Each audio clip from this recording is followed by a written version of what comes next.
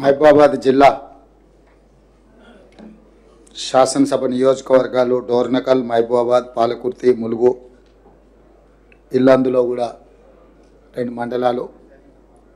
దీనికి సంబంధించి 30, 31 ఈరోజు 2 తారీఖు వివిధ సందర్భాలలో కురిసిన అత్యధిక వర్షపాతం దాదాపుగా 28 సెంటీమీటర్లు.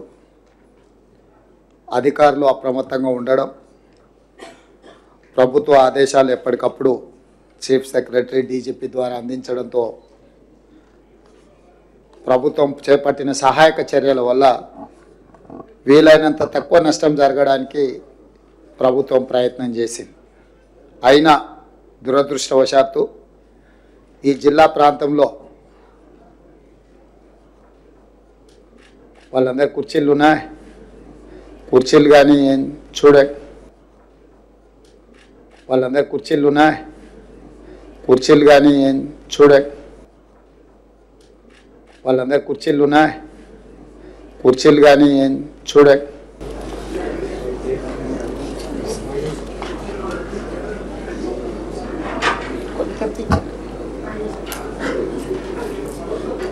ప్రభుత్వం ముందస్తుగా అప్రమత్తంగా జాగ్రత్తగా వ్యవహరించినా కూడా ఈ జిల్లా ప్రాంతంలో ప్రాణ నష్టం, ఆస్తి నష్టం, ప్రభుత్వ ఆస్తులు దెబ్బతినడం ఇవన్నీ కూడా జరగడం బాధాకరం.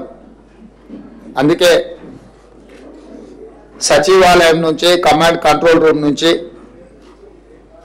ప్రత్యక్షంగా అధికారులు, మంత్రులు, నేను పర్యవేక్షిస్తూ అన్ని రకాల సహాయక చర్యలు చేపట్టి రాష్ట్రంకు వచ్చిన విపత్తు నుంచి రాష్ట్రాన్ని కాపాడే ప్రయత్నం చేస్తూనే ఉన్నాం.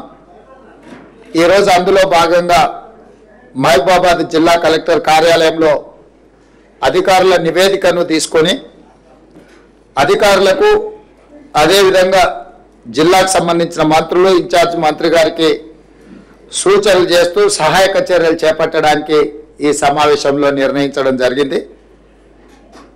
ఈ జిల్లా పరిధిలో 4 మృతి చెంది, 2 ఈ జిల్లాకు సంబంధించిన వాళ్ళు, 2 పక్క జిల్లాకు సంబంధించిన వాళ్ళు, 4 చనిపోవడం బాధాకరం.